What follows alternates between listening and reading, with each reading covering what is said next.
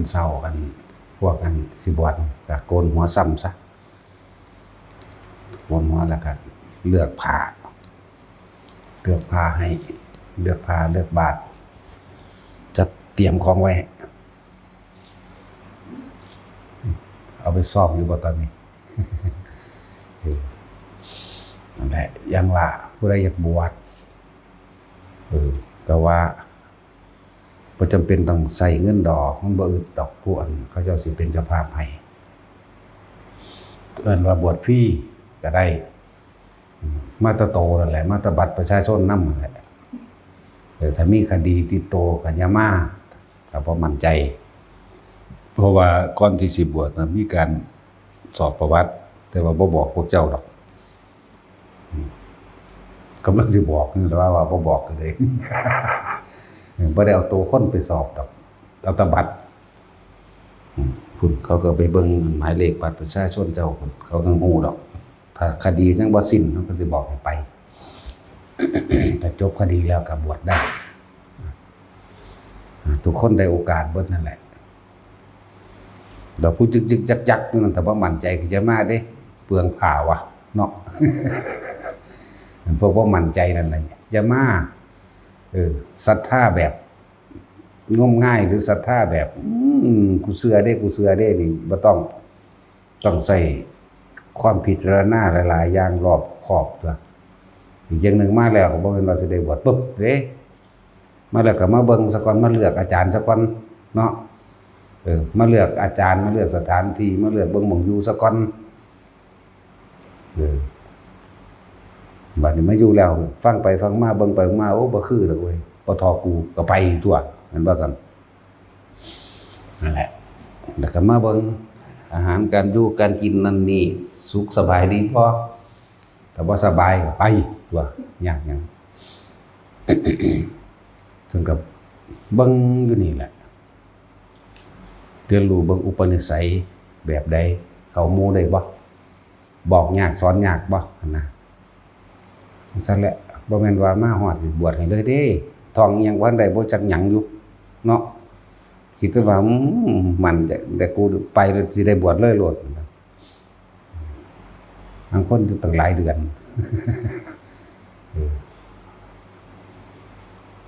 จังว่าสำรวจตัวเองให้มันแยกคักๆสักวันเด้อมาสำใดสักหนึ่งอย่ามาเถาะเนาะหรือจังหน่อยก็จักพรรษานึงนะเว้ย แต่ว่าทองมาแล้วหรือว่าถึกช่วงบางที่ผู้เขาเจ้าทองมาแล้วถึกช่วงมาฮอด2 มื้อ 3 มื้อได้บวชเลยต้องทองมาได้ก่อนเด้พอดีก็ถูกช่วงเขาเจ้าบวชเลยเอาเลยจังสิมีอยู่บ่ได้เบิ่งนานนั่นแหละมั่นใจซะก่อน จังมาหลายๆคนที่เฮาเว้าให้ฟังอยู่ประจำตัวเนาะผมศรัทธาอาจารย์หลายว่าซั่นโอ้ยผมมอบอันให้หน้าที่ดินที่ดอนผมโอนให้ผมมีครอบครัวเด้เพิ่นว่าโอนให้น้องสาวให้เอื้อยให้นั่นให้นี่เบิดแล้วนี่ผมมาเลยว่าซั่นมาอยู่ได้จักมื้อล็อกลักหนี จังซั่นแล้วย่างเอาไว้เขาลัดเอาขึ้นรถอยู่ผมสละเบิดแล้วถ้าอยากสละให้เป็นประโยชน์จริงๆสละสร้างวัดแล้วเอาตัวเองมาบวชอยู่หม่องอื่นเนาะบ่แม่นสละให้เอื้อยให้น้องดอกถ้าสิเอาจริงๆเด้สิบอกให้เด้อพวกเจ้าสิมีอานิสงส์ยิ่งกว่านั้นไปอีกบ่ต้องเอาให้ผู้อื่นดอกเอาวัดเนาะแล้วการต่อไปข้างหน้าตัวเองก็สิสมมุติว่าแต่ของบ่พ้นในศาสตร์นี้ก็สิเป็นคนที่สร้างวัดขึ้นมาโดยลำพังตนเองใดเพราะว่าตัวเองเคยบริจาคที่ให้วัดแม่นบ่ล่ะสั่นตัวให้เป็นธรณีสงฆ์นั่นแหละเป็นหยังเขาเจ้าคือยังสร้างเองของเขาเจ้าได้เพราะว่าเขาเจ้าเคยเฮ็ดมาก่อนแบบนั้นอันให้ญาติๆอยู่นั่นน่ะยังบ่ทันได้เบิดเนาะยังห่วงอะไรอยู่ห้าอันมึงบ่รอดมึงกลับมาเอาว่ะเนาะ ห่วยให้มันถิ่มเบิดเลยแม้ต้องเป็นของสาธารณะไปเลยตัว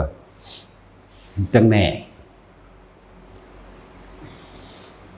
ว่าถ้าพอพ้นปุ๊บศาสตร์ต่อไปเจ้าของกับมีแผ่นดิน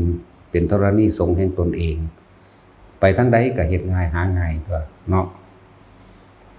ผมสั่งบอกมันสุดโลด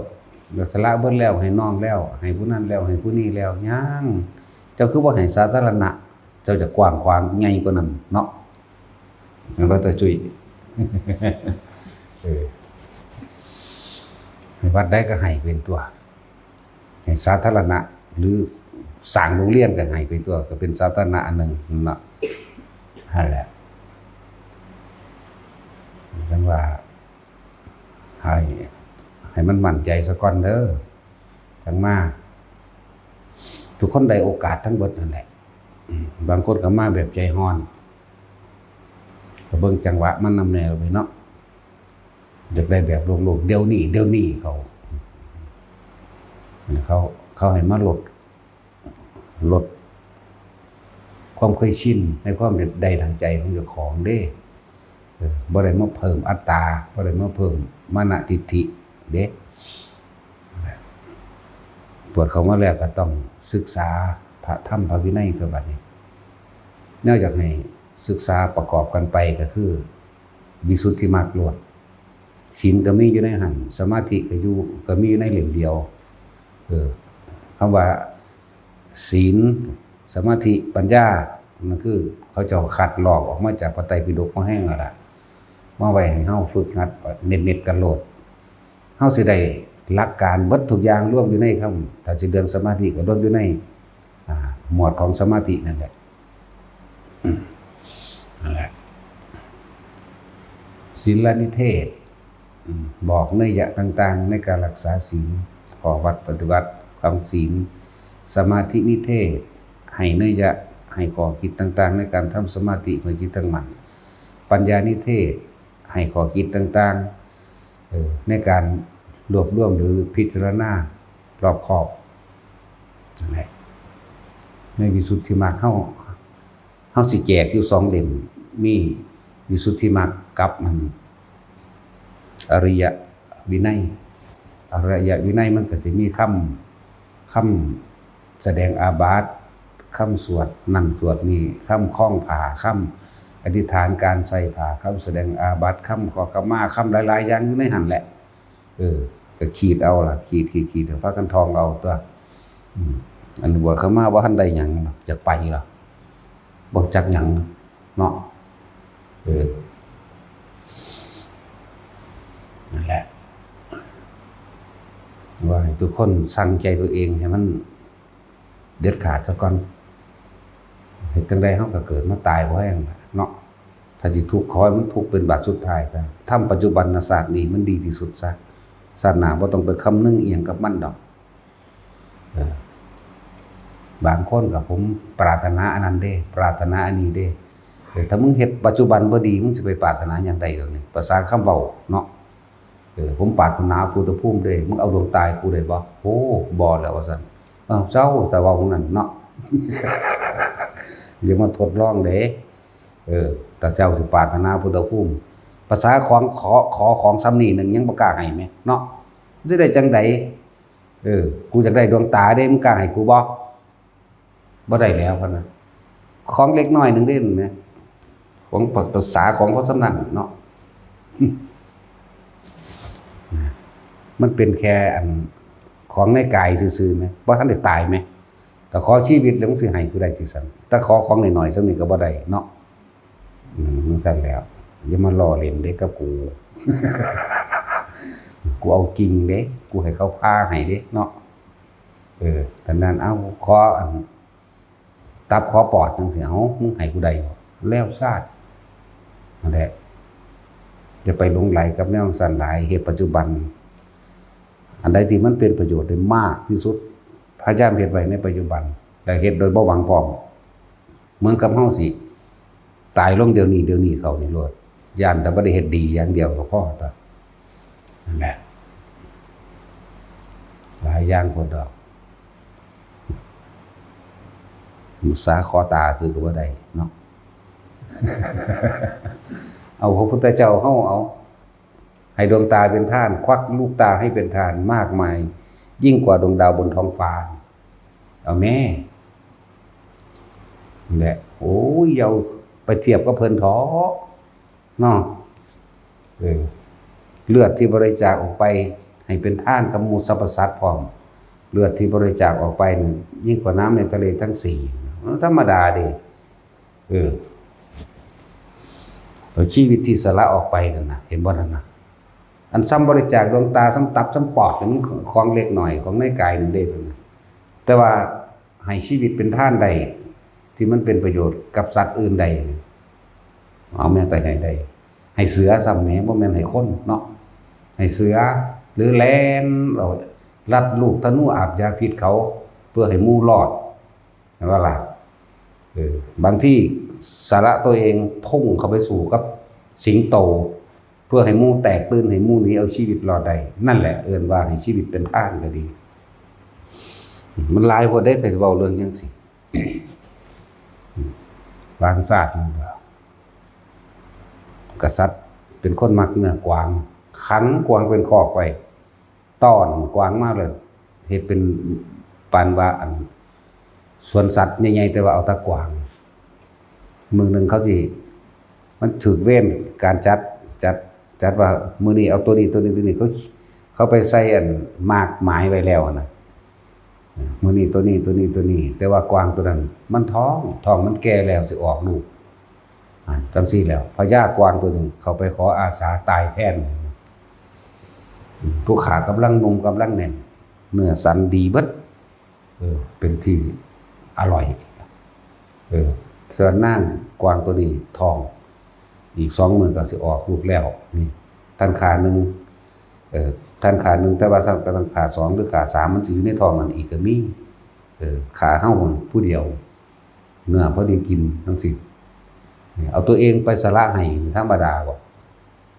นั่นแล้วอย่ามาเว้าเล่นมันบ่แม่นแนวเว้าเล่นเนาะสำคนที่คิดเอาซื่อๆโอ้อึดดอกเว้าเล่นเว้าคมว่าเจ้าของมีความรู้ซื่อๆดอกรู้พ่อรู้แม่บ่รู้พ่อซำนั้นแต่ผู้เขาเป็นเขาบ่ปากเด้เขาเฮ็ดอย่างเดียวใช่บ่ล่ะถึงวิกฤตหรือว่าถึงเวลาสิให้กับบุคคลอันเป็นคนสำคัญที่มีประโยชน์ต่อโลกเขาให้โดยได้เขาบ่ได้สอนในภาษาจังซั่นชีวิตเขาก็เอาให้เด้นั่นบ่ล่ะซั่นล่ะภาษาตาเนาะเฮาขอนิดหน่อยนึงถ้าขอตานี่ก็ยังบ่ได้แม่อย่ามาเล่นกับกูเด้รู้ก็บ่แล้วว่าซั่นไผสิกล้าคั่นนะปานนั้นบ่ปรารถนาพระพุทธภูมิซ่านเฮ็ดจังได๋ถ้าเขาขอลูกขอเมียมึงสิให้เขาได้เนาะภาษาของซ้ำนี้นึงสาตานั่นแหละมันเป็นของยากอย่ามาหาเว้าเล่นหาเว้าอวดเว้าอ้างว่าเจ้าของเป็นนั่นเป็นนี่มันเป็นบ้าที่แบบนั้นถ้าบอกว่าให้ฝึกหัดปฏิบัติแบบนั้นแบบนี้เด้อบ่เฮ็ดผมปรารถนาพระพุทธภูมินั่นโอ้ยพระพุทธเจ้าพระโพธิสัตว์ทุกพระองค์ที่จะไม่ปรารถนาพระนิพพานในปัจจุบันชาตินั้นไม่มีทุกชาติเหมือนดวงบาจะเป็นนิพพานในชาตินี้ไปเลยเด้แต่ว่างานการกุศลอย่างอื่นหรืออันเฮ็ดเต็มที่ตลอดเด้มีความแต่ละภพแต่ละชาติมีแบบนั้นตลอดแม้กษัตริย์ที่เป็นเดรัจฉานนี่ธรรมดาว่ะพญาช้างจะท่านเหมือนกันพญานกยุงเอามื้อนี้แหละพญานกขุ่มโอ้ยเป็นไปเบิดล่ะจะไก่จักหมูจักหมาจักกาเป็นเบิดเด้ที่บ่มีความระลึกถึงพระนิพพานบ่มีเด้นั่นแหละมันมีอยู่ในจิตใจของเขาเจ้าแล้ว พวกนี้มันมีอยู่ในจิตแล้วเชื่อว่าเขาเจ้ามีคนหิวโซ่ในอันนึงพวกสละตัวเองแทนกษัตริย์ที่ยังล่ะพวกลากสดจับเข้าไปได้แล้วจับร่วมทั้งกษัตริย์11 องค์อาสาให้ตัวเองพวกนี้เขายังหน่อยยังอ่อนเยาว์อยู่น่าสงสารให้กินเฮาซะพวกนั้นก็ยังมีนะ ก็สั่นกะบ่กินดอกถ้าไว้ชีวิตแต่ว่าจะขอกินแค่ประทังความหิวขอเนื้อตรงใดตรงหนึงให้ก็ยังเอาเนื้อบีแข็งของเจ้าของปาดบีแข็งให้เลยนังสั่นแล้วยุ่งยากพระอินทร์อีกแล้วพระอินทร์ต้องมาต่อเนื้อให้ ปาดบีแข็งให้ซ่าอันใหม่นั่นก็กัดกินให้เห็นต่อหน้าต่อตาเนี่ยบัดประทังความหิวแล้วเห็นบ่นั่นแหละจังสั่นแล้วเอาผมกล้าให้นี่ภาษาของสำนีคือกันเด้ดวงตาก็สร้างเนื้อในกายเจ้าของนี่ก็สร้างนี่เป็นแค่ของก็เอิ้นว่าอุปปารมีธาตุนึงเด่นไหมเนาะให้เบิดชีวิตที่มันยากแต่ตัดสินเนี่ยเราขี้ลายกันเราก็ยังบ่กล้าให้ทานเด้ว่าให้ไปแล้วก็บ่มีผู้ใดเอานี่ซั่นแหละมันบ่แม่นแนวมาเว้าเล่นบ่แม่นแนวมาเว้าอ้างดอกอ้างหาแม่มันบอกภาษาสั่นเนาะภาษาเว้าอ้าง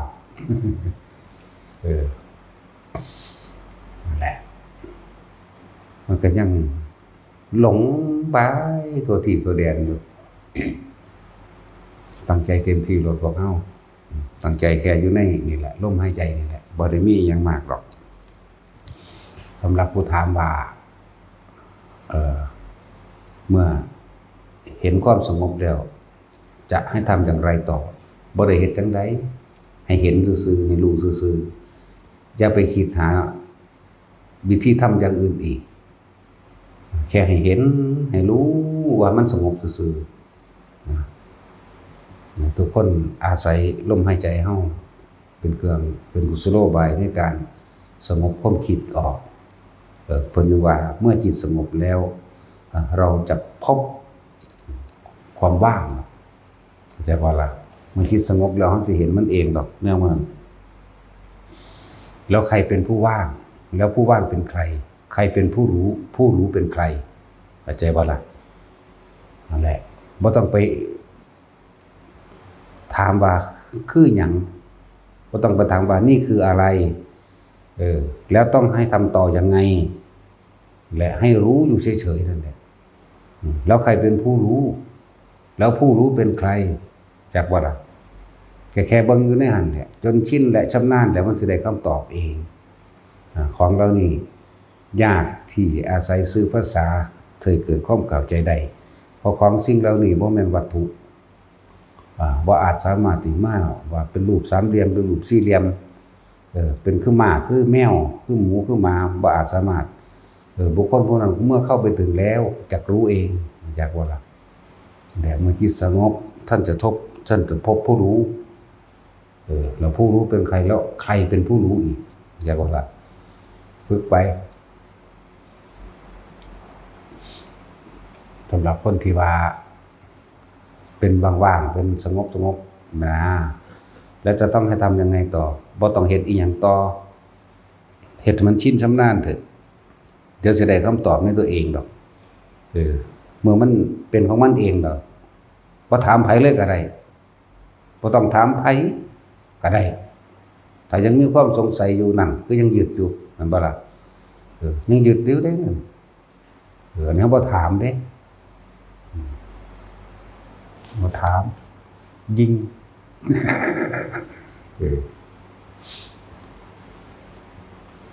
เหตุจนเกิดเป็นความชินจนเป็นความชำนาญจนหายสงสัยนี่นั่นแหละแค่ครั้งหนึ่งสองครั้งสามครั้งหรือ10 ครั้งหนึ่งอย่าเพิ่งไปนั่นมันเหตุมันเป็นหมื่นเป็นแสนครั้งบุญขนาดนั้นเด้จนบ่จักแนวสิตอบออกมาได้ว่าสามารถที่สื่อสารเป็นอักขระในภาษาใดพุ่นเด้ความรู้สึกบางอย่างที่ลึกล้ำยิ่งกว่าความรู้สึกมันบ่ธรรมดาเด้แต่ว่าก็ธรรมดาเนาะถ้ามันยากก็บ่มีผู้ใดเฮ็ดนำใดเลยเนาะนั่นแหละ มันยากเพราะว่าหยังมันยากเพราะว่าคิดเอาไม่ทำเอาถ้าบุคคลที่กระทำอยู่เป็นของไม่ยากที่ไม่ทำ บ่ต้องไปหาหลักสูตรอื่นดอก สร้างกรรมฐานขึ้นมาอันหนึ่งหรือวิหารธรรมทำเครื่องอยู่หรือทำให้จิตตั้งมั่นอยู่กับฐานที่ตั้งอันเดียวอันหนึ่งนั่นแหละเพื่อสิสังเกตความคิดว่ามันจะไปใส่เฮาต้องมีวิหารธรรมเฮาต้องมีฐานที่ตั้งแห่งจิตที่ว่ามานี่เป็นคำเดียวกันเป็นอันเดียวกันเป็นความรู้สึกเดียวกันเด้นี่ฐานที่ตั้งแห่งจิตตั้งตรงไหนกับกายเวทนาจิตเนี่ยกับสติปัฏฐานเนี่ยสติปัฏฐานก็คือฐานที่ตั้งแห่งจิตฐานที่ตั้งแห่งผู้รู้ก็ว่าหรือทำความรู้สึกตัวอยู่ณจุดใดจุดหนึ่งเป็นเครื่องอยู่แน่ก็อาศัยลมหายใจนั่นแหละแล้วก็มานิ่มนวลอยู่กลางหน้าผากนี่คือเฮาสร้างฐานตรงนี้ไว้แล้วก็อยู่ตรงจุดเดียวนี่แหละเพื่อสิเห็นความคิดที่มันแล่นไปปรุงแต่งเรื่องนั้นเรื่องนี้ดึงกลับไปดึงกลับมาดึงกลับมาดึงกลับไปแล้วก็อยู่เองเราต่อไปจากนั้นก็เห็นมันไปเห็นมันคิดแต่ว่าเฮาบ่ได้คิดมันตัวจักว่าล่ะความคิดนั่นก็ถูกรู้แต่ว่าผู้รู้ก็จักอยู่ไสคือกันเนาะแล้วฝึกไปแนวมันนี่พึ่งนั้นอันนี้เถาะเฮ็ดไปโดยหวัง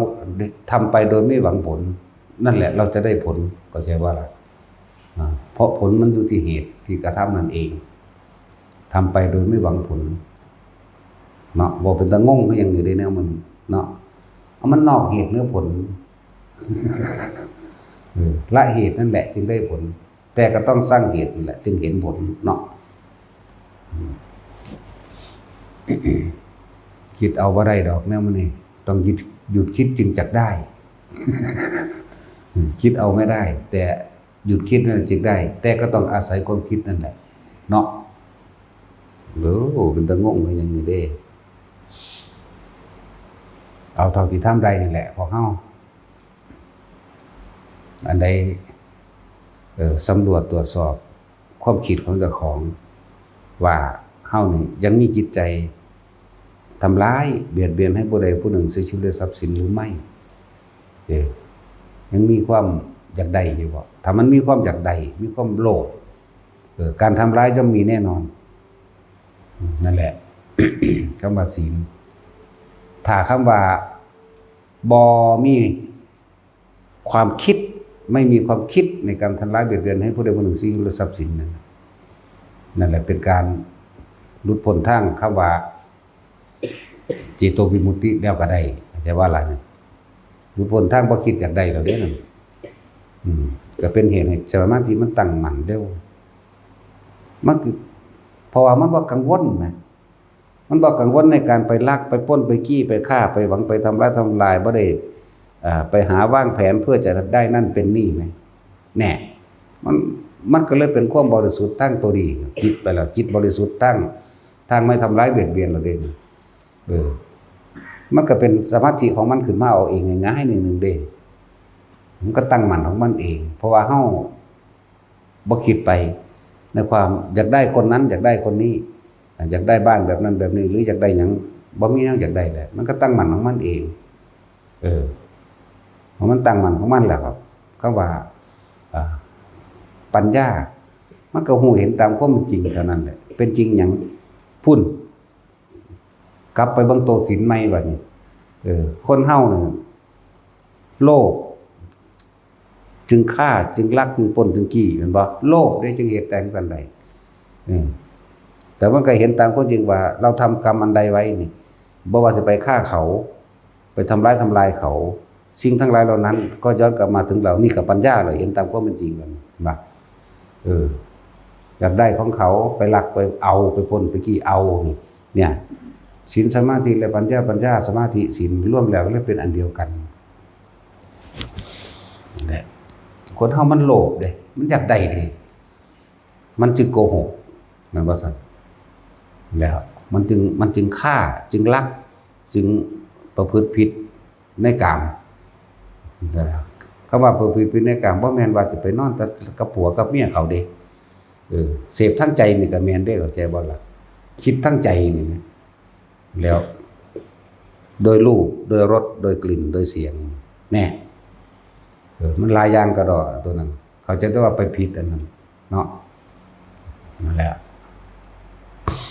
ค คือการคิดพิจารณาแล้วก็เกิดอารมณ์นั่นเองนี่ก็เอิ้นว่าเสพนี่แหละเอิ้นว่าเสพเอิ้นว่าติด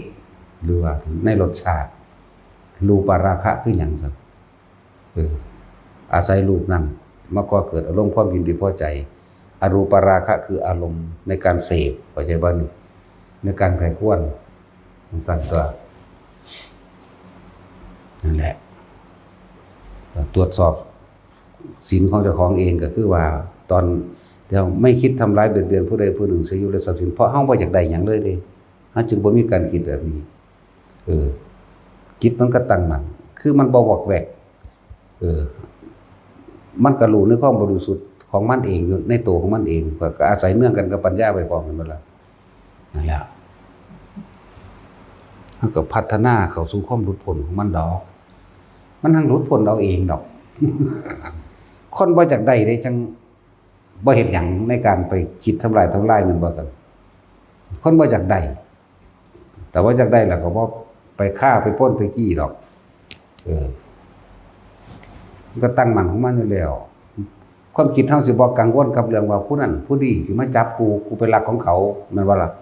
ผู้นั้นผู้นี้สิมาใส่ส่อหาเรื่องนี่มันบ่มีมันก็เป็นตั้งมั่นของมันเองแล้วก็เห็นตามความเป็นจริงในเจ้าของเองนี่แหละว่าเฮามีความบริสุทธิ์โดยที่เฮาบ่อยากได้หยังเฮาก็เลยบ่ไปคิดอยากฆ่าอยากลักทรัพย์อยากประพฤติผิดในกรรม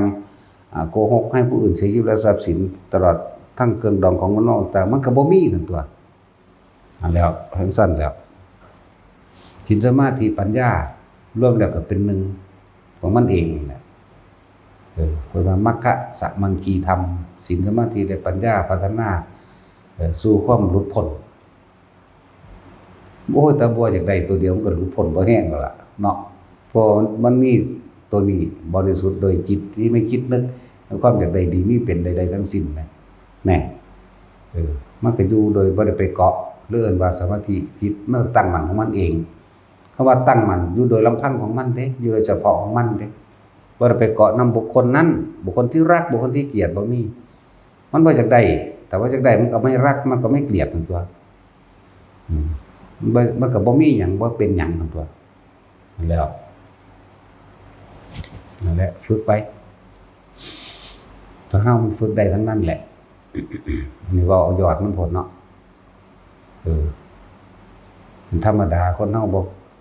บ่มีความผิดบ่มีดอกผิดมากๆเกินที่บ่เฮาสิคาดคิดว่าซั่วตาเฮาเห็นว่าตาเฮาเห็นคนพวกนั้นก็โอ้ยฆ่าคนมา 30,000 คนเป็นซั่นเฮาสิตัดสินเขาแล้วว่าตกนรกแน่นอนบักอันนี้เห็นบ่ล่ะนั่นแล้วน่าจะราคาดปัจจิตสุดท้ายเราฟังธรรมภาษาลิบุตรก็หายใจไปพร้อมกับภาษาลิบุตรบรรลุอรหันต์เฉยเด้นะธรรมดาบ่สันตติอมาตย์โอ้ยหังบ่ได้ฝึกหยังเลยอันนั้นหลายก็น่าจะราคาดด้วยการฆ่าคนบัดนี้เป็นแสนมั้ยฟังธรรมพุทธเจ้า4ข้อนึงบรรลุอรหันต์แน่นั่นแหละนี่เว้าให้เกิดกำลังใจเด้อสำหรับคนที่เคยมีความผิดมาแล้ว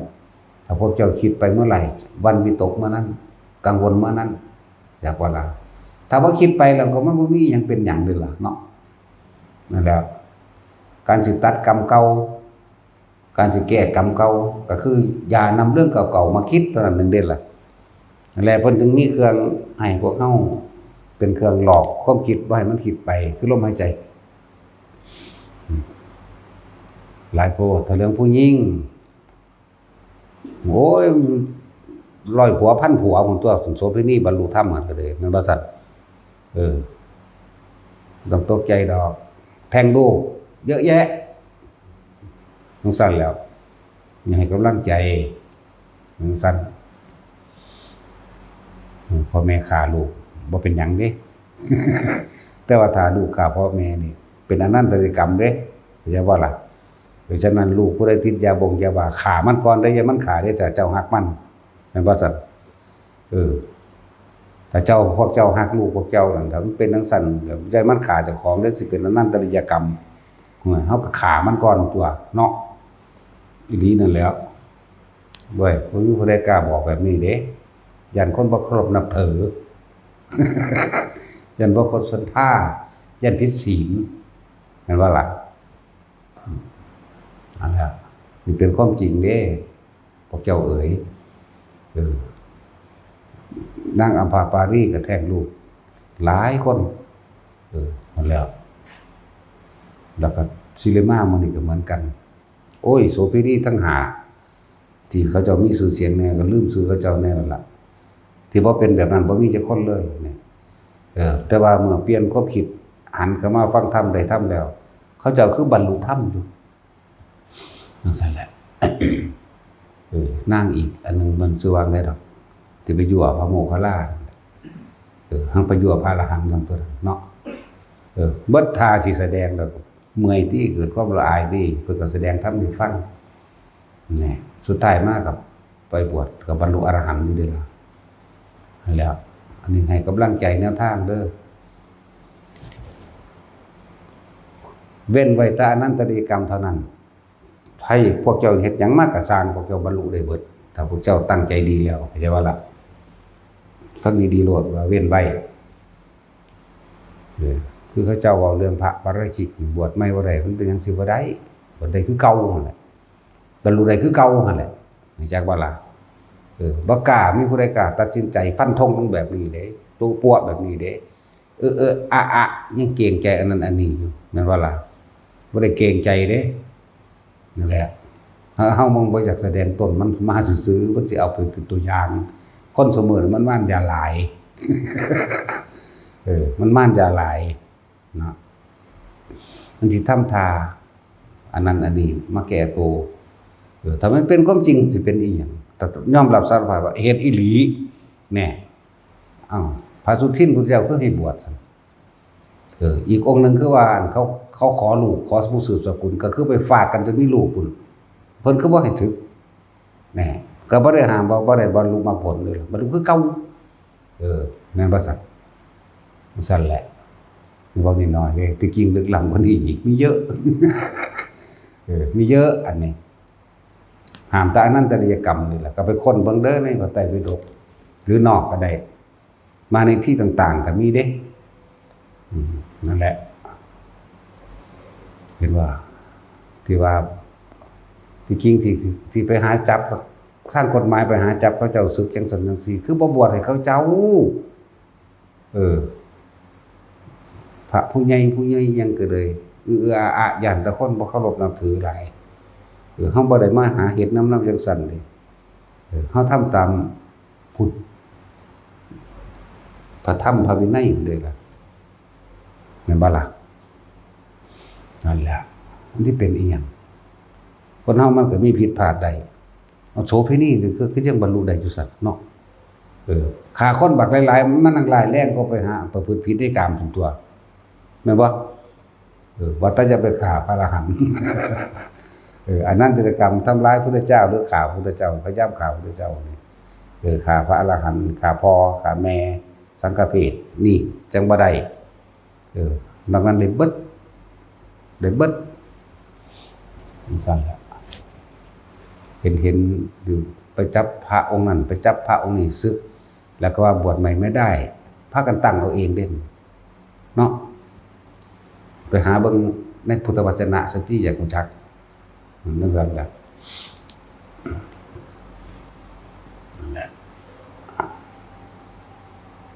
พูดถึงว่าให้ทุกคนได้เข้าใจแน่บ่แม่นว่าบางองค์ฮอดบ่ได้มีความผิดอีหยังเลยคันบ่บวชให้เขาเจ้าเป็นบ้าขนาดนั้นทุกคนเกรงใจกฎหมายเลิกออกให้เบิดซะกฎหมายนี่จะมาเอาคำว่าปกป้องคุ้มครองพุทธศาสนาเถอะก็เพราะว่ามันมีกฎหมายมาปกป้องคุ้มครองมันเกิดกลายเป็นการทำลายเห็นบ่นะมันเป็นช่องว่างเป็นช่องโหว่ให้หมู่คณะสงฆ์เพิ่นอยู่เฉพาะเพิ่นตัวเพิ่นสิจัดการเอาเองดอกมันสิร้ายแรงส่ำใดบ่รู้แม่นตั้งกองโจรไปปล้นไปจี้ไปฆ่าไผแม่เนาะมันคั่นแล้วเลิกออกให้เบิดถ้ามันทำผิดเลยพระวินัยไปแล้วมันก็เป็นผิดกฎหมายทั้งโลกก็จับไปตัวบาดนี่จังแม่นไอ้กินเหล้านี่ก็สิไปหาจับศึกมันบ่แม่นเด้นั่นแหละ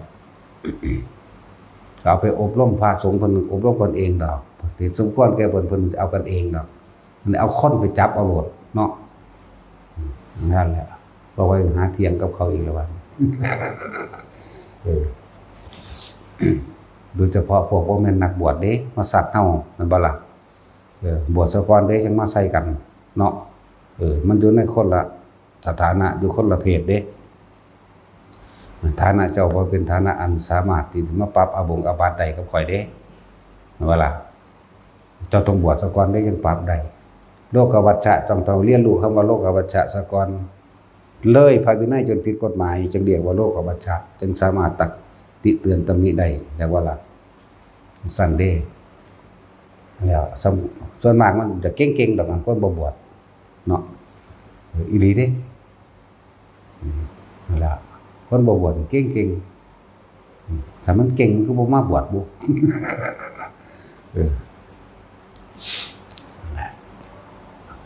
นี่แต่สิปรับอาบัติปรับหาพ่อหาแม่มึงบ่ได้บวช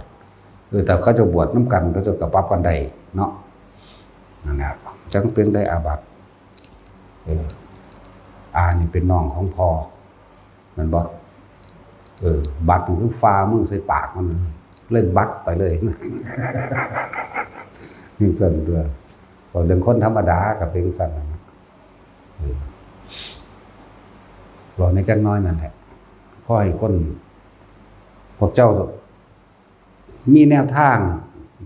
บ่แม่นไปอ่อนแอท้อแท้ว่าวันไหวพวกสิถือเขาจับศึกไปแล้วก็สร้างหรือพวกเจ้าบ่ได้ไปทำอนันตกิจกรรมหาจักบ่ล่ะบวชได้ไหมฝึกหัดปฏิบัติแล้วได้บรรลุมรรคผลเหมือนกันก็เบิ่งแน่แต่ว่าเพิ่นเว้นไว้แต่เฉพาะอนันตกิจกรรมหานี่เด้แม่นบ่ล่ะนอกนั้นได้แค่ว่าถ้าอยู่ต่อไปเป็นดุจดังตาลยอดด้วนจังซี่บ่ได้แปลว่าสิบ่บรรลุหยังเด้ล่ะพุ่นกกตาลด้วนแต่ก็ด้วนแต่มันพุ่นดอกจังซั่นเด้อฆ่าคนตัวหังบ่เป็นตาได้เนาะมันร้ายแรงคักตัวผมคุลิมานมันก็ฆ่ามาหลายตัวจุลขาดโอ้ยยังขาข่มขืนป่นกี่ขาข่มขืนหมู่ตัวเนาะมันเป็นแต่นั่นตัวมันก็ยังบรรลุอยู่มันให้กำลังใจให้ทางออกอย่าเหงาอย่าเศร้าให้มั่นใจโลดกรรมเก่าๆนั่นน่ะที่เฮาเฮ็ดผ่านมาแล้วเพียงแต่ว่าเฮาบ่นำเขามาคิดมันก็บ่อาจสามารถเป็นพิษทำลายเฮาได้เลยเด้ใจว่าล่ะกรรมเก่าๆนั่นน่ะบ่ได้เอาแต่อดีตชาติเอาชาตินี้แหละชาติที่มันจำได้อยู่นี่แหละแล้วเฮาก็มาตั้งใจฝึกหัดภาวนาของเฮาเองให้เป็นผู้มีสติอยู่กับลมหายใจมันก็บ่หวั่นบ่ไหวบ่ไปคิดถึงเรื่องเก่าๆสิ่งทั้งหลายเหล่านั้นก็ทำลายเฮาบ่ได้เองที่มันทำได้เพราะว่าเฮาไปคิดมันขึ้นมาเองมาปรุงแต่งมาฝืนมาฟู่ของมันเองแล้วก็อ่อนแอเองเศร้าเองเหงาเองเนาะนั่นแหละทุกคนมีโอกาสเบิดเด้อจะเว้าเรื่องพวกผู้หญิงคือนางศิริมากับหมู่บริวารบ่แม่นจัก30กว่าคนพุ่นบ่บรรลุมันบ่แม่นน้อยๆเด้นางศิริมาก็ดีนางอัมพปารีมื้อนี้อัมพปารีแล้วก็มีลูกอีกแล้วก็นางยังอีกหลายคนดอกมันชื่อบ่ได้สิลูกกับอันพระเจ้าพิมพิสารแม่นบ่พวกพี่นี่ได้ลูกกับพระเจ้าพิมพิสาร3โสพินีพุ่นเด้บ่ได้น้อยเด้เล่าคือมักเสี่ยวซ่องผู้พ่อใหญ่อันนี้เนาะกับอัมพปารีก็ได้กับนางยังอีกดอกก็ได้พระอภัยกุมารอีกผู้นึงได้2ได้3ได้ลูก3คนโอ้พ่อใหญ่นี่มักเสี่ยวซ่องว่าเนาะนั่นแหละแต่ว่าพวกที่เล่าเคยเทียมมันแล้วได้ลูกเบิดเดี๋ยวลูกเราเองทุกๆองค์นั่นก็บรรลุอรหันต์เบิดเด้ยังล่ะอภัยกุมารครับมาถืออาจารย์ศัตรูเกิดความสลดสังเวชใจไปบวชบรรลุธรรมก็เป็นลูกของอีกผู้นึงชื่อเขาบ่ได้ว่าคงใส่เขาบ่ให้เว้าชื่อเขาเดี๋ยวกูสิไปทองจำมาเว้า ฝืนกูบ่ได้ดอก แต่ว่าก็เรื่องบ่เก่านั่นแหละว่าหังไปคิดว่าสิเว้าเรื่องนี้ทั้งไปคนละเรื่องกันเลยแปลกประหลาดก็ยังนี่ตั้งใจเอาให้ทุกคนเป็นศาสตร์นี้เป็นศาสตร์สุดท้ายเบิดให้มันเหมือนกับว่าศาสตร์นี้ต้องได้นั่นแหละตั้งไว้กับทิ่มมันอยู่กับเพียงแค่ลมหายใจนั่นแหละมันสิเป็นหยังบ่เป็นหยังก็ช่างมันบ่ต้องเป็นดูลมหายใจแนวอุราโลมแน่สำหรับพวกเฮาตั้งฐานไว้ฐานที่ตั้งแห่งจิตก็คืออยู่กลางหน้าผากเฮาเองเป็นจุดเริ่มต้นถ้ามันเคลื่อนถึงบนหัวก็รู้บนหัวเริ่มนาบน่วงบนหัวถ้ามันไหลเคลื่อนลงมาระหว่างทำกลางอกก็อยู่ทำกลางอกอยู่แค่นี้แหละนั่นแหละแล้วเฮาสิคอยเห็นความคิดมันลายไปเรื่องนั้นเรื่องนี้เองดอกเห็นแล้วก็คอยจับได้เองดอกนะเทื่อนึง2เทื่อหรือ100เทื่ออย่าพึ่ง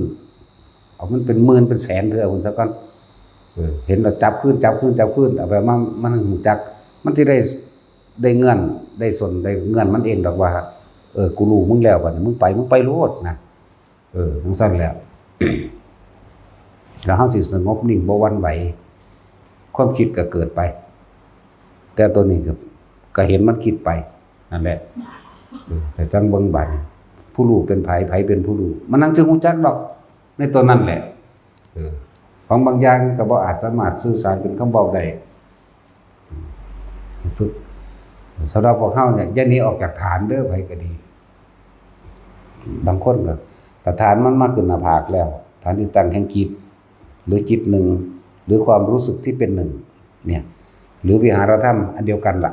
เว้านี่เว้าโดยเนิบนาบอยู่หัวเด้อเนิบนาบ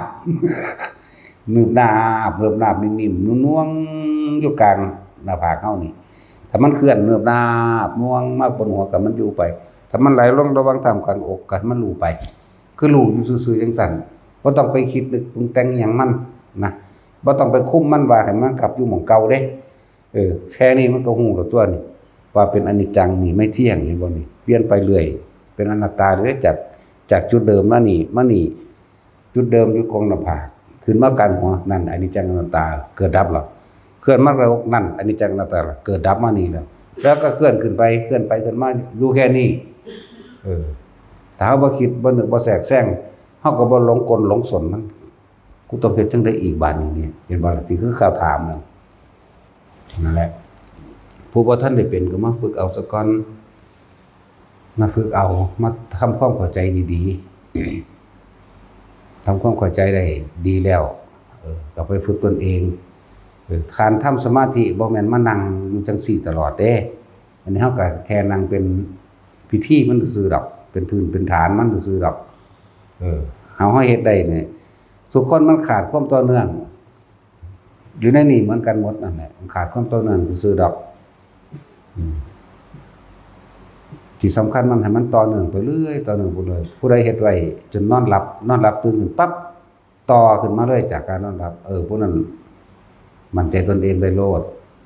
กูเฮ็ดอยู่ซ้ำนี่แหละกูนี่โลดถึงเวลานั้นมันชินแล้วมันก็ไปของมันเองดอกขาดความต่อเนื่องซื่อ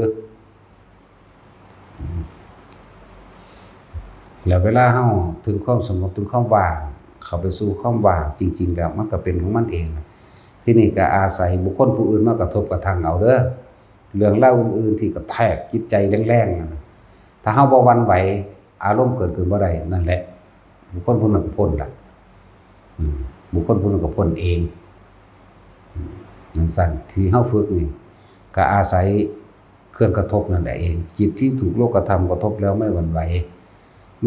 คือไม่มีอารมณ์ในความพอใจและไม่พอใจเกิดขึ้นไม่ได้พอเห็นตามความเป็นจริงแล้วว่าสิ่งนี้เกิดสิ่งนี้ก็ดับเหมือนกันครับเมื่อมีนินทาก็ต้องมีสรรเสริญเมื่อมีสรรเสริญก็มีนินทา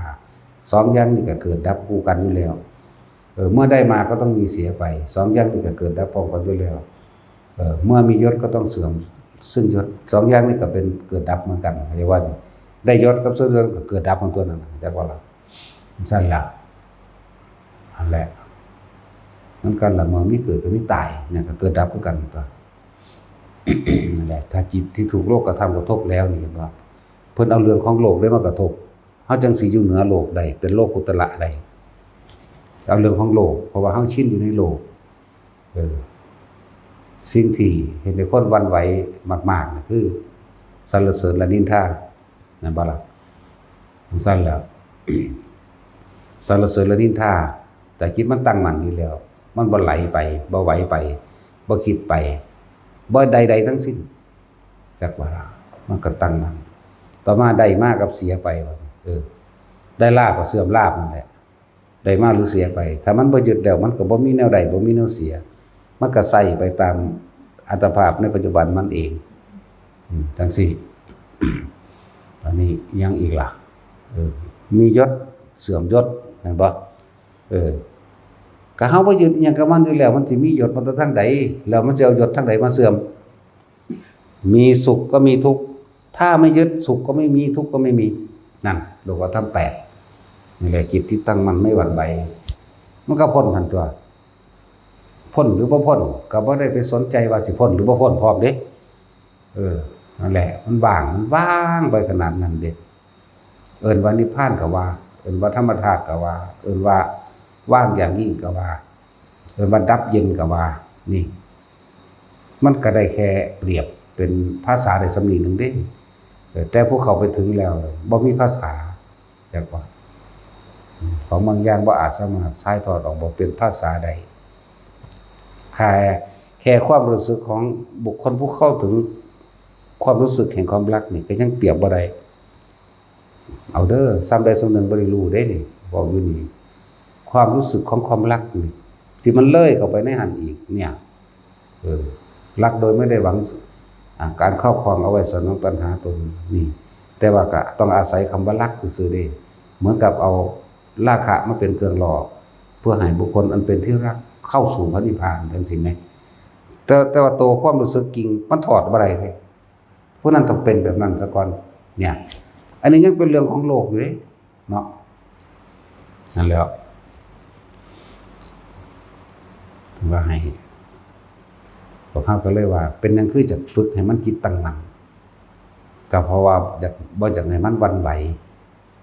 ถ้ามันหวั่นไหวนี่คือคิดไปถ้าคนย่องแน่เนี่ยโอ้ยถ้ามีความรู้สึกภูมิใจนิดๆนั่นเอิ้นว่าหวั่นไหวเข้าใจบ่ล่ะมันบ่นิดแล้วอันพวกบ่ได้ฝึกตนมันดีใจเลยแต่คนย่องเนาะแต่คนด่ามันก็เอาคือกันเด้บัดมันเอาอันนี้อันนั้นอันย่องบ่ด่าก็เอาด่ากงศูนย์ขึ้นเลยบักแห้งเลยจังซั่นเด้นั่นแหละหวั่นไหวแต่คนย่องแอบดีใจภูมิใจเนี่ยใส่บ่ได้นักปฏิบัติใช่ว่าล่ะพวกเจ้าบ่ละเด้นะสิไปภาษาหยังกับคำด่ากิเลสหยาบเปรียบเทียบการด่านี่คือกิเลสหยาบมันรู้ได้เร็วอยู่แต่ว่ากิเลสละเอียดนี่รู้ได้ช้าเด้มีความปลื้มใจกลียิ้มย่องใช่ว่าล่ะนั่นแหละจังว่าเฮาก็สิเพื่อสิสังเกตความรู้สึกตรงนี้จังบ่นี่สุขทุกข์ก็เกิดทันตัวมันเป็นแบบนั้นแม่นบ่ล่ะแต่เขาย่องก็ว่าเป็นเขามีความสุขแต่เขาด่าก็เลยเป็นมีความทุกข์เพราะว่าพวกเจ้านั่นหวั่นไหวคิดไปนำแต่เขาด่านี่อยากไปอธิบายเขาฟังว่าอุ้ยบ่แม่นเด้ข่อยเป็นจังซั่นจังซี่เพื่อนั้นเพื่อนี้เด้เนาะโอ้ยด่ามาแมงแล้วกูด่าขึ้นได้กูลูกเขาอีหามาสีแมงสะดันปึกเลยเด้ มึงบ่ได้สอนไผเด้มันจังพวกมันสั่งให้มันเว้าพวกมันเว้าด่าเฮาโอ้ยมันเว้าจนเลือดดังออกพุ่นเนาะออกหูออกหัวมันพุ่นน่ะออกกลางหัว ให้มันพุ่งออกลงไปหยังมันตาดุนตาแดงมาเท่าไหร่ทั้งก็ยิ้มใส่มันคักๆอยู่ตัวแม่นบ่ล่ะทั้งด่าทั้งหัวตัวสิยากหยังมันบ่ได้ทั้งด่าทั้งหัวคือเฮาได้เด้มันบ่อาจสามารถนะจักว่าความรู้สึกของปุถุชนผู้ใดมีสิ่งใดภายในใจในความรู้สึกมันสิพุ่งสิ่งนั้นออกมาเด้มันบ่คือกันเด้พวกอริยะขึ้นไปทั้งหลายแล้วนั่นน่ะมันบ่มีแล้วมันบอกไปตามกิริยาโลกซื่อๆจักว่าล่ะสั่นเด้มันคนละเรื่องกันเด้นั่นแหละพวกเขาเจ้าฝึกอีกแล้ว ฝึกดีแล้วมันบ่หวั่นไหวดอกมันไผสิย่องมามันก็ฮู้แต่มันบ่เอาเข้ามาคิดเด้ด่าก็ฮู้แต่ว่าบ่เอามาคิดแล้วแต่ว่าการก็ตรงนี้ถ้าสมมุติว่าเป็นเรื่องสิข้อขาดบาดไปก็ปกป้องตนเองก็ปกป้องทั่วๆไปนี่แต่ว่าสิให้ใจอาฆาตสาปแช่งหวังทำลายบ่มีเด้จักว่าบ่มีแต่ปกป้องซื่อๆปกป้องออกไปสิอาฆาตนี่บ่อาฆาต บ่อาฆาตบ่สาปแช่งเขาจะบ่นำเข้ามาต่อกันเลยปล่อยมันขาดปุกๆออกมาหั่นดอกคือไปนั่นแหละแล้วจังว่าพวกเฮาเป็นหยังคือให้อยู่จุดเดียวจุดเดิมจุดเดียวหมายถึงว่าทำความรู้สึกอยู่ในกลางหน้าผากเฮาเองหรือเอิ้นว่าเฮาต้องสร้างกรรมฐานขึ้นมาอันหนึ่งมีความรู้สึกนิ่มๆหน่วงๆอยู่กลางหน้าผากเฮานี่เอิ้นว่ากรรมฐานอันหนึ่งหรือเวทนาในเวทนาหรือสมาธิแปลว่าจิตตั้งมั่นหรือจิตหนึ่งอันเป็นความรู้สึกเดียวนี่แหละจากวันนี้อยู่กับตัวนี้เวทนาในเวทนาเรียกกายในกายอีกอย่างหนึ่งบางคนเข้าใจว่าพวกเข้าใจว่าทำอะไรให้รู้นี่นะพวกเข้าใจว่าผมทำสมาธิเคลื่อนไหวปัดกวาดบ้านก็รู้ว่ากวาดบ้านพวกเจ้าคิดผิดซะแล้ว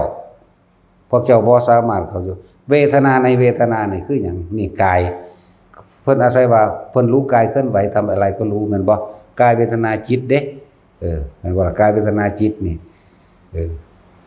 ลมหายใจคือกายในกายอันหนึ่งถ้าจะจับลมหายใจก็ลมหายใจไปเลยถึงข้างในกายนี่เข้าใจบ่ล่ะแม้นจะเคลื่อนไหวร่างกายส่วนใหญ่เดินก็ช่างก็ให้รู้ในลมนี่เป็นเวทนาในเวทนาไปพร้อมลมหายใจแล้วก็เป็นเวทนาในเวทนาไปพร้อมด้วยนี่จักบ่นี่บ่แม่นว่าส่วนมากสิมาเว้าแบบนี้แหละที่ว่ากวาดบ้านเอ้าพวกเจ้ากวาดบ้านก็รู้ว่ากวาดบ้านกวาดรู้โยกซ้ายโยกขวารู้เพิ่นว่าบ่แม่นความจริงแล้วพวกเจ้าจออยู่ในกองขยะพวกเจ้าอยู่ในฝุ่นกองในฝุ่นล้างถ้วยก็เหมือนกันความคิดพวกเจ้ายังออกไปอยู่นำความคิดยังออกไปในกองในขยะที่กวาดพุ่นอุ้ยเนี่ยมันไปแล้วนั่นบางคนล้างถ้วยนี่ความคิดยังอยู่ในความสะอาดและความสกปรกก็จะบ่นี่ในล้างถ้วยดิก็ยังว่าให้จับเอาเวทนาในเวทนาไปเลยนี่ถ้าคนที่จับอยู่ในลมหายใจคือกะรู้ความรู้สึกนี่เห็นบ่นี่ความรู้สึกที่อยู่ในกายว่าลมเย็นๆม่วนๆอยู่ในนี่มันก็เป็นเวทนาในเวทนาพร้อมเป็นกายในกายพร้อมจักบ่เป็นจิตในจิตพร้อมมันสิควบคุมของมันเองอยู่แล้วอันนี้เจ้าไปควบคุมขยะพวกกวาดบ้านเรียกว่านี่พวกกวาดบ้านบางที่ไปเก็บผักเก็บดอกไม้มันไปอยู่น้ำดอกไม้ความคิดออกไปแต่ว่านี่กายทำแต่ใจไม่ไปนี่นะนั่นแหละจึงบอกว่าให้เน้นตัวนี้กายเวทนาจิตเวทนากายรวมแล้วเป็นความรู้สึกที่เป็นหนึ่งหรือจิตหนึ่งแต่จิตหนึ่งต้องอุเบกขาเท่านั้นเข้าใจคำว่าอุเบกขาบ่คือมันต้องบ่คิดพุ่นคิดพี่แหมบ่คิดหาขยะบ่คิดหาล้างจานสะอาดหรือบ่สะอาดบางทีไปตัดดอกไม้หรือปลูกต้นไม้อยู่จังซี่มันไปน้ำพ่นดินมั่งมันไปน้ำปลูกต้นไม้นั่นมั่งบางทีมันคิดออกแล้วนี่อันนี้เขาอยู่ในความรู้สึกเดียวเลยเขาบ่ได้คิดออกเฮ็ดมันทั้งเฮ็ดไปของมันดอกขับรถเอาพวกขับรถพวกผู้ชายนี่พี่เฮ็ดขับรถไปแล้วปุ๊บมันก็น่วงๆอยู่พี่แม่นบ่ตาจุ้ยตาเจ้าก็มองทางแม่นบ่ล่ะมองทางพุ่นมองกระจกซ้ายกระจกขวากระจกมองหลังมันก็เป็นธรรมดาแต่ความรู้สึกมันอยู่พี่ไปเด้จิตบ่ได้ปรุงไปตามนั้นนะว่ามันเฮ็ดงานดีกว่าอันพวกคิดพุ่นคิดพี่สำตัวเนาะนั่นแหละทบทวนเอาเด้อผู้ใดฟังบ่เข้าใจนะทั้งความรู้สึกที่เป็นหนึ่งจิตหนึ่งรู้อยู่เนี่ยกายกวาดบ้านตาเห็นเอาเองดอกสัญญาตาสัญญานั่นมันเป็นของมันเองดอกกวาดทิ่มไปก็ทิ่มไปความรู้สึกยังอยู่พี่ก็จะว่าล่ะความรู้สึกยังอยู่จุดเดียวนี่นั่นแหละพอตัวนี้ยังเป็นความรู้สึกเดียวอยู่ในฐานเดียวอยู่ตั้งมั่นดีแล้วเด้นั่นแม่นคนด่ามาเฮาชินกับการที่เฮาเฮ็ดมันก็ไปนำความด่าเข้ามาได้ล่ะความรู้สึกยังอยู่เหมือนเดิมเลยล่ะ อันแรกกายเวทนาจิตเวทนากายลมหายใจคือกายในกายอันหนึ่งเวทนาในเวทนาคืออุเบกขาคือจิตหนึ่งคือความรู้สึกอันเป็นหนึ่งนี่แหละจิตในจิตคือรับรู้ในความรู้สึกในกายโอ้ยว่าสักวันที่ศูนย์เน้นย้ำอะไรกันเลยแต่สินเล่าปวดแขวอยู่อีแต่มึงเอายาปวดแขวไว้ใส่ลืมหรือเปล่ายังอยู่บ่ให้เราอาปากบีบใส่แขวเราโหลดจะชาตัวนั้นถึงบอกเราบ่ค่อยหัวมันใดขลึงอยู่เพราะเราปวดแขวบีบใส่โหลดเด้อไปดิบีบปากเล่าขึ้นแต่บีบโหลดอีโปมากบ่วะอีหานี่คือว่าเว้ามาบ่ตัดสินมันก็บ่ปากสั่นโอ้ยอีหานี่ตัดสินแล้วประกาศด่าเขาต่างด่าให้ตัดสินฝากตัดสินฝากด่าเลยด่าอีหานี่ด่าบ่ได้ตีปากตัดสินตัดสินได้เองเวทนาในเวทนาหรือจิตหนึ่งกายเวทนาจิตเวทนากายก็เลยว่าคำว่ากายอันนี้มันก็เป็นกายในกายหนึ่งเป็นอยู่แล้วเข้าใจบ่ล่ะอันเวทนาในเวทนาก็อยู่นี่อยู่แล้วบ่จิตกับผู้รู้กับจิตกับผู้รู้สึกตัวอยู่ในกายนี่เองบ่แม่นรู้น้ำแข็งน้ำขาบ่แม่นไปรู้ในนี่ให้เข้าใจคำว่าเวทนาในเวทนานำจิตในจิตนำนี่แหมรู้ในรู้ไว้เพื่อสิกำกับไว้ความคิดมันแล่นไปหาผู้นั้นผู้นี้หรือมีคนมาเว้ามาด่าเฮาก็บ่ให้ไปเก็บคำเว้าเขามาคิดเฮาคิดน้ำใดก็สร้างความรู้สึกนี่สิออกโลดเห็นว่านี่มันเลยออกจากความตั้งมั่นมันเลยออกจากจิตหนึ่งมันออกจากอุเบกขาเหมือนกันล่ะครับพวกเจ้ากวาดบ้านนะพวกว่ารู้สึกตัวว่าทำงานอะไรก็รู้นี่บ่ถือบอกให้เลยว่าบ่ถือพวกเจ้าสิไปคุ้มกับกวาดขยะลมพัดไปก็นำเอาอยู่ว่าสั่นคิดไปเล่นตุ๊กๆๆไปแม่นว่าล่ะยังไปนำเอาอยู่พวกกวาดตาก็เหมือนกันพุ่นมันยังไปยากน้ำใบไม้ใบไหลน้ำขี้ดินบางหันบางนี้อยู่ไปยากแล้วมันเกาะมันของน้ำเครือไม้หรือต่อตะปอกตะแปะนั่นว่าล่ะซั่นตัวนั่นแหละ